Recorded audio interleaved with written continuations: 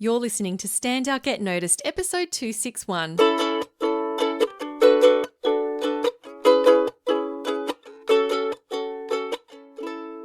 Hey there, Rockstar, and welcome to Stand Out, Get Noticed. I'm your host, Christina Canters, speaker, coach, and founder of The C Method, where I help high-performing professionals and business leaders to build powerful communication skills. You can learn more at thecmethod.com. Today, I'm giving you an inside look into how I create content. Now, I've been podcasting since November 2013. I started with my first podcast, and this podcast, Stand Out, Get Noticed, is now over 5 years old with 261 episodes now and over 1.8 million downloads. And this topic is not something I thought would be, well, I didn't think it'd be something you'd want to hear on this show, but I've been getting asked a lot of questions recently about how I create content and how I grew this podcast. So I thought, okay, well, if people are asking, then surely you must be wanting to hear it. So I'll be sharing with you my story about how I got started in creating content, what keeps me motivated, how I come up with new ideas, how I grew my podcast, and also some tips for you on overcoming some mindset challenges that might be holding you back, and also some practical steps on how you can get started. Before we get to that, I do want to give a big shout out to Nashad Gadani and Carolyn Brown for having me on their LinkedIn Live last week. Nashad runs Your Career Down Under, the podcast, which I've been a guest on before, and they've been doing a LinkedIn Live every single workday, so 5 times a week at 3 p.m. Melbourne time, and they call it the Career Care Package. I think it's Career Care Package, and they are interviewing experts around personal branding, job seeking, communication, leadership, and it's for professionals out there who want to continue to build and accelerate in their careers. And I was very fortunate to be a guest on it last Thursday, and we talked about how to communicate like a pro. I'll be sharing that episode on this podcast next week, so keep an ear out for that. I'll also link up in the show notes where you can access that on Nashad's website as well. All right, so let's talk about why you might want to create content. Now, if you are a driven professional and you want to build your professional brand and your visibility, then I highly recommend that you start thinking about this, creating content. And this is even more important now during the current pandemic, because maybe you're out of work, or maybe you're rethinking your career and thinking, do I really want to stay at this company, or do I really want to stay in this industry? So you might be looking to change careers as well. And there may not be a lot happening in terms of jobs being available, but now is the perfect time for you to start building your visibility online so that when this whole thing blows over and jobs become available and the industries start to pick up again, then you're in the best possible place to position yourself to be hired, or to, from a promotion or whatever it is that you're looking for. I also want to share a couple of other, actually more than a couple, because there's a lot, benefits to creating content as well. Firstly, it positions you as a thought leader, and you might be thinking, well, I don't want to be a thought leader. I don't know if I can be a thought leader. I'm not talking about you have to be like a Seth Godin, Tony Robbins level thought leader, in the industry. But it does position you as someone who has something to say. It also builds your personal brand. So if you have made a conscious decision that you want to be known as a specialist or really knowledgeable in a certain area, then creating content will help to cement that and raise your profile. It also develops your communication skills. So by practicing writing, if you're writing a blog, if you're creating a podcast, if you're doing video, all of that is going to build your communication skills. You'll learn how to present a message and present it to the world. You can also expand your network through creating content. If you're doing interviews, it's a great excuse to get your foot in the door. I know people who started podcasts just so they could interview clients, potential clients they wanted to work with, or people that they wanted to network with. And you know, oftentimes when you say to someone, "Oh, can I take you for coffee?" or "Can I have a chat?" People are kind of like, I don't know, it's a bit of a waste of my time. But if you say, "I want to interview you for my video series or for my podcast or for an article I'm writing," that speaks to their ego and they go, "Oh yeah, I'd love that. Yeah, let's do that." So it's a good way to get your foot in the door with people. It also makes you more desirable to your current and future employers. When you create content and you put yourself out there, it shows that you are proactive and driven. And then finally, one of the best things about creating content is it gets you out of your comfort zone. And you know, I'm all about pushing yourself out of your comfort zone. It's scary. When you create content, you're opening yourself up to be judged because you're putting your thoughts together and saying, "This is what I think about this subject."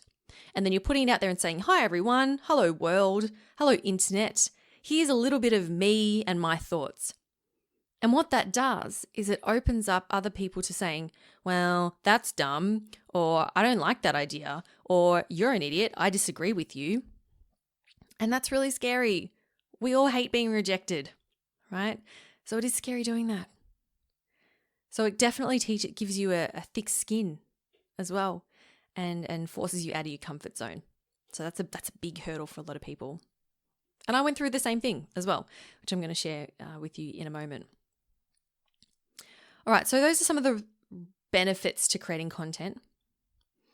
In terms of my journey, you know, I got started in 2013 with a blog, actually. I didn't start with a podcast. I remember I was starting CrossFit for the very first time, and I was doing a paleo challenge where we had to eat paleo for a month. And I was thinking, I don't know if I'll be able to get through this. And I thought, why don't I create a blog? And I'll blog about my journey and see how I go. I got really excited. And I remember thinking to myself, well, there are so many other fitness and recipe and health blogs out there. Who would want to read mine? And I remember telling my housemate at the time, and she said, "Well, Christina," she goes, "the first people who will read your blog will be your friends and family because they know you and they like you. And they may not have read a health and fitness blog otherwise. That's something they're probably not interested in. But they'll read it because it's you and they know you and they love you. And so you're going to impact them immediately. You're going to expose them to something that they may not have been exposed to before." And I remember thinking, that's a really good way of looking at it. So I started the blog. And that was my first step out of my comfort zone in that area. And it was really fun. I really enjoyed it. I put a lot of personality into my blogs and I made them really funny. Well, I thought they were funny. And I made them, really me. And then doing those blogs gave me, so once I'd done that for a little while, it gave me the confidence to then move into podcasts. So doing the blog, right, at the very start, I was terrified of video and I was horrible on video and I hated the sound of my own voice. I hated seeing myself on video. So writing was, for me, the easiest way to get started. And then when it came time for me to quit my job in architecture and I was thinking, okay, what am I going to do? What business do I want to start? I had an idea to create an ebook and a resource for architecture students to help them be better in their communication. And then that idea evolved into podcasts. And it was during this time in 2013 that I discovered podcasts. And I thought, well, maybe a podcast would be better. But I didn't want to get started just on my own. So I Googled and I found an online podcasting course run by the wonderful Cliff Ravenscraft in the US. And his course was called Podcasting A to Z, or A to Z for us Aussies. And I did that program and it was awesome. And that helped me a lot in terms of building my confidence and feeling good about, the content that I was putting out. So that was my very first podcast and I launched that in November 2013. And then I did that for 9 months straight. And I remember my first interview that I did, I was so nervous. I was interviewing a speaker. His name's Peter Billingham. And he's been a guest on my show a couple times now. And I remember the moment I was so nervous when I got on the call with him to record. And because I was just worried, like, am I going to do a good job? And am I going to ask the right questions? And I asked him the first question, and he set off with, "Well, Christina, I'm so glad you asked that." And he just went blah, blah, blah, blah, blah, blah, blah, blah, blah. And I remember feeling so relieved. I was like, oh. And I thought to myself, what a good idea to interview a professional speaker as my first guest, because he just spoke and spoke and spoke, and I barely had to say anything. So that was a huge relief for me. So that was my very first interview. And many interviews after that, I've felt very, very nervous, but each time I get a little more confident. And of course, there are times when I've interviewed people who are quite well known. I once interviewed Janine Ellis, who is the founder of Boost Juice, which is huge here in Australia. I think they're in the US as well now, US and Canada, maybe. And she's one of the sharks on Shark Tank. And so I remember I met her at an event and I asked her straight out, can I interview on my show? And when I interviewed her it was such a disaster from a technical standpoint. We couldn't get the technology to work. I think we were using Skype and I couldn't get onto her, and it took about 30 minutes, and I'd scheduled 30 minutes. I said, it's only going to take 30 minutes. I scheduled 30 minutes with her, and it took us 30 minutes just to get on the call, and I was beside myself. And I thought, why does this have to happen with the most famous person that I've ever interviewed? So we all make mistakes, and there's always going to be boo-boos that happen, but you just got to run with it. So I did my first podcast for 9 months until I realized that the people I was podcasting for didn't really care about what I was podcasting about. And, the podcast was called Presentation Skills for Design Students. And it turns out that design students don't really care about developing presentation skills. So I learned a very important lesson there, that you've got to pick your target audience really carefully. If this is something you're using to grow a business for, you got to pay a lot of attention to that. Now, that doesn't mean to say that picking an audience is not important for anyone who's creating content. It helps you a lot if you pick an audience of one and stick to it. And when I say audience of one, I mean create an avatar for someone. Draw a picture of them. Say, this is Sophie. She's 35 years old. She works, she's an analyst at a bank. She likes to watch movies and go horse riding in her spare time. She's worried about her current job situation, and, whatever it is, paint that picture.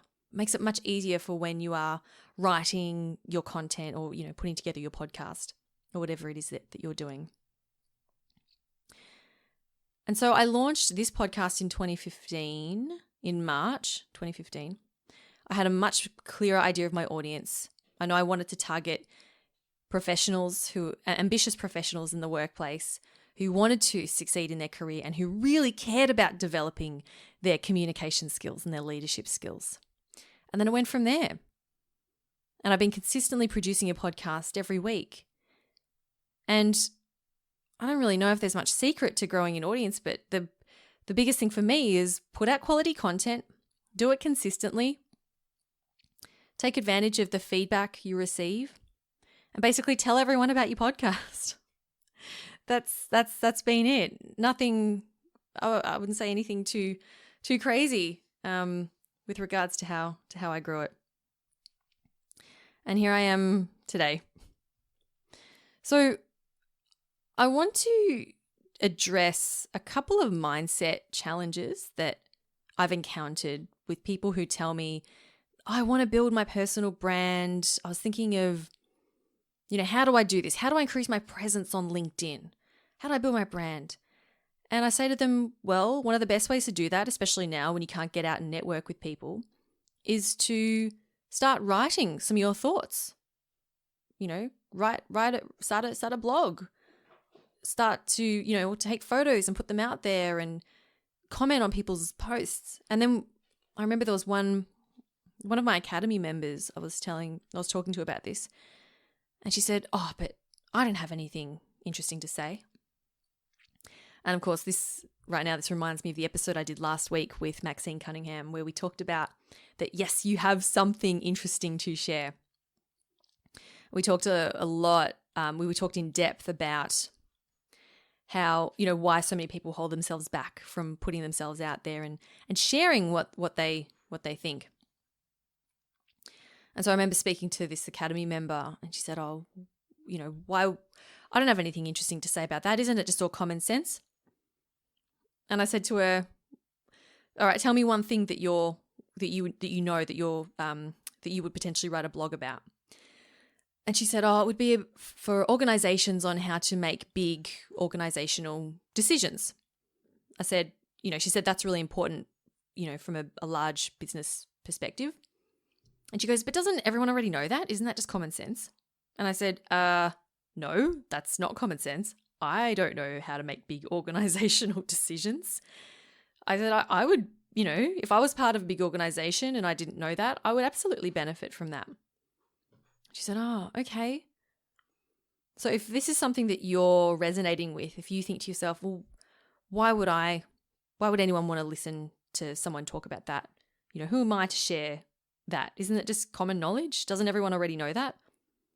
The answer is no, they don't.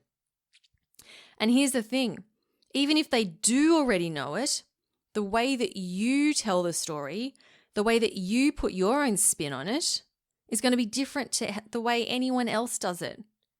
And there are people who will listen to you and follow you over someone else simply because of who you are as a person. Like my example before of when I first started my first blog, maybe the first people who read your stuff are your friends and family or your colleagues, the people who know you. But then slowly you start to expand out and out. You start with one person reading and then they might like it or share it, and then that goes out to the people that they know, and then it goes out to the people that they know. And before you know it, you've got random people from all over the world writing to you and saying, hey, I read that article, or hey, I listened to your podcast and it was really great. All right, so I'm going to share with you a few tips here. So in terms of like what I get asked about. So I get asked, how do I stay motivated to create content? Firstly, to stay motivated, you've got to pick something that you really feel passionate about, that you care about. It's very difficult to stick to a topic and be motivated and consistent when you don't really care about it. So that's a big thing.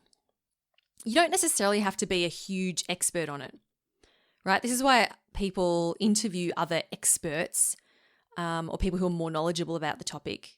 That, if you interview someone, then you're still associated with them and their level of knowledge, okay? So you don't have to be the expert. You don't have to be the most knowledgeable person on the planet in order to write or talk about a subject. But what does matter is that you care about it and that you feel passionate about it. I care deeply about helping people to develop confidence and to become better humans and to fulfill their potential. I care deeply about that. And that's what motivates me to keep going every single week. And then hearing stories from people writing to me and saying, Christina, that really made a difference to me. That really helped. Thank you for that. That keeps me going as well. I also I've picked a frequency and I've committed to that. And I've told you that I'm going to be here every week and I'm going to show up. And I know that if I don't do that, it's going to break trust with you. You're going to start to go, Christina said she was going to be here every week, but she's not. She's only here every other week. And so then sometimes she's not here for a month. I don't know if I can really trust her as a person if that's how she treats her listeners. Right? That's how it comes across. It's kind of like when I went on Vipassana, the 10-day meditation retreat last year in December. And on day 3, I was thinking to myself, oh God, I just want to go home. I don't want to be here. This is the worst. But what kept me there was the thought of the fact that I told everyone I was doing a 10-day meditation course, so I couldn't possibly leave after 3 days. And I thought, I've told everyone I'll be here for 10 days. I've got to stay here for 10 days. That's literally what kept me there. And it's the same thing what keeps me showing up every week with this podcast. It might be worth for you also checking out episode 237 I did with Pete Cook, where we talk about how to create powerful habits and create mastery. And in that episode, he said, it's easier to be 100% committed than to be 99% committed. And what he means by that is that when you fully commit to something, it changes how you show up.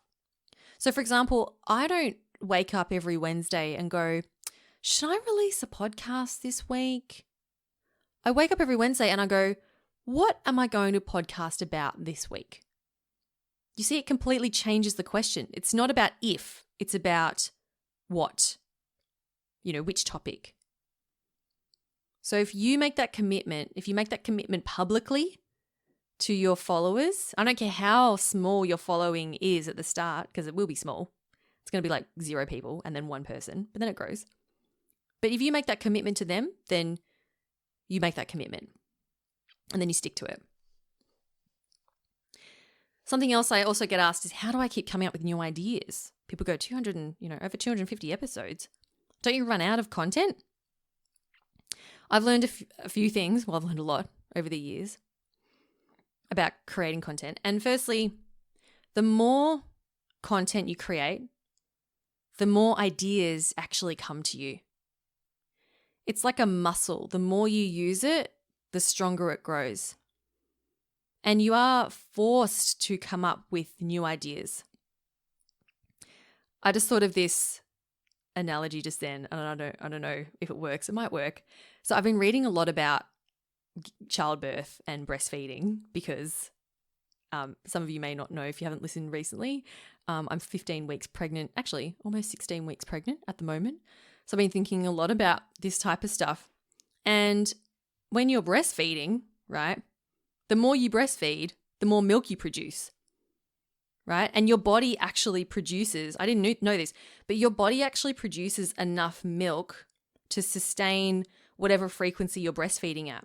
So if you're constantly breastfeeding or pumping using the pump, expressing using the pump, your body will continue to pump out, to produce a lot of breast milk. But if you start to reduce that frequency and start to wean the baby off breastfeeding, you produce less and less milk. And if you stop breastfeeding altogether, you'll just stop producing breast milk. So I think that works. I don't know if that's a bit too, I don't know, is that too visual? Anyway, I'm going to run with it. It's the same with creating content, with creating ideas, right? The more you do, if you keep doing it every week you're forced to think to yourself, what am I going to do this week? And it just forces you to come up with new ideas. Whereas if you think, I don't have anything this week, I'm just not going to publish anything, then you can't just wait for an idea to come to you, because it probably won't, because your creative muscles are going a little stagnant. It's drying up, right?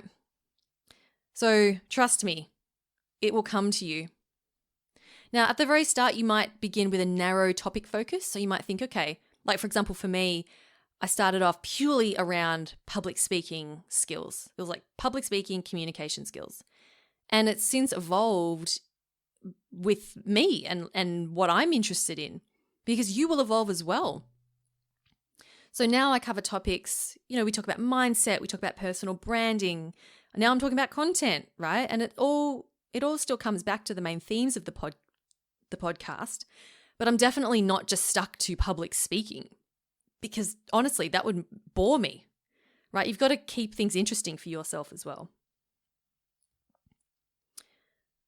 All right, so that's my thoughts around creating ideas. Oh, something else as well, if you want some more pointers on this, is to pay attention to what other people ask you questions about. So when people ask you, how did you do that? Or, hey, can I get your advice on this? Or can you tell me more about how you did that? Those are all ideas for creating content. Each of those could become a blog post or a video. Something else you can do is to find what people are searching for in Google about your particular topic. So you can definitely research, there's ways you can research this to come up with ideas if you're a little bit stuck. All right, so have I inspired you yet to get started in creating content? I hope so. Now, some of you might be thinking, oh, Christine, I don't want to start my own website. That's so annoying and painful. I get it. It is. I wouldn't encourage anyone. Okay, well, no, I should encourage you. I should encourage you to do awesome things. And creating a website is one of those. But I don't want that to be a huge friction point to hold you back. So some simple, relatively frictionless ways to get started is to publish on a platform that already exists. So this could be writing posts on LinkedIn, writing blogs on LinkedIn. I think they're called articles. So that's something you can do so that they are visible on your profile when someone goes there. If you're an Insta person, you can publish a picture and then write your post underneath that, or maybe do an Insta video. Medium is another website, medium.com. I think it's medium.com, is another website for you to write your own blog posts and share them. And it's a beautiful platform. It looks really nice. Something else you can do is if you grab yourself a microphone, and if you look at my LinkedIn videos for equipment suggestions, I've got them there. You can set up a Zoom meeting with someone, right? We're all doing lots of that at the moment. Set up a Zoom meeting with someone, interview them over Zoom, hit record on Zoom. It's pretty easy. Just hit record that video, and then publish it on YouTube. Super easy. You don't even need your own website. So don't let the tech hold you back. There are lots of simple ways that you can get started.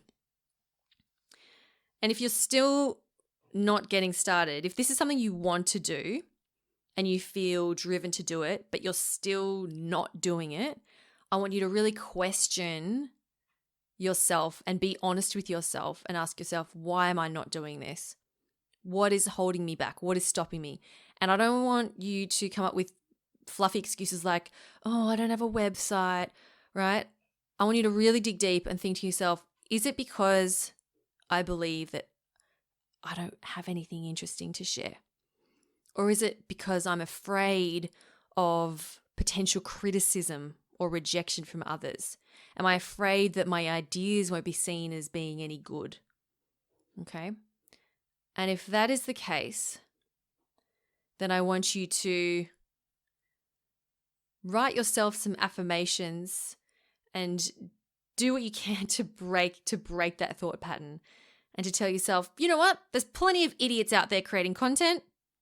If they can do it, I can do it too. It was like when I went busking, when I took my ukulele and played on the streets. I was actually motivated by this old man who was singing terribly on the street with a terrible microphone, and he was the worst. And I thought to myself, oh, if he can get out and busk on the street, surely I can busk on the street. So I use that as motivation.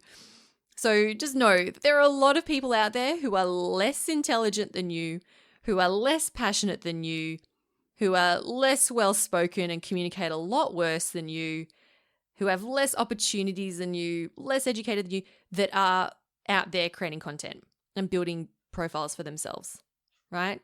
So you can absolutely do this too. I know you can. All right, Rockstar. A couple of final thoughts for you. The first is that don't expect a huge following at the very beginning. Don't expect a shitload. Oh, sorry, I don't usually swear.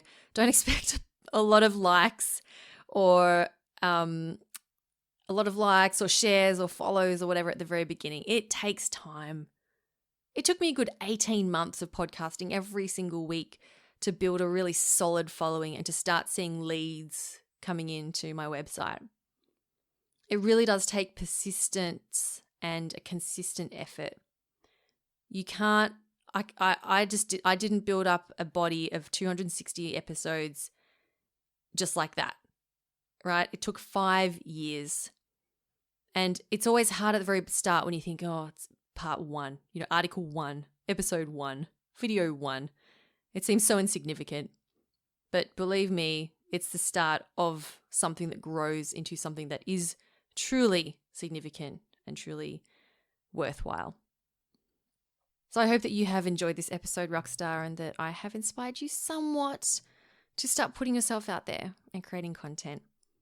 Show notes will be at thecmethod.com/261. If you enjoyed this, please do share it with a friend or a colleague or someone who you think it would be valuable. And I will talk to you next week. Keep on being awesome, Rockstar. I'm Christina Canters, and this has been Stand Out, Get Noticed.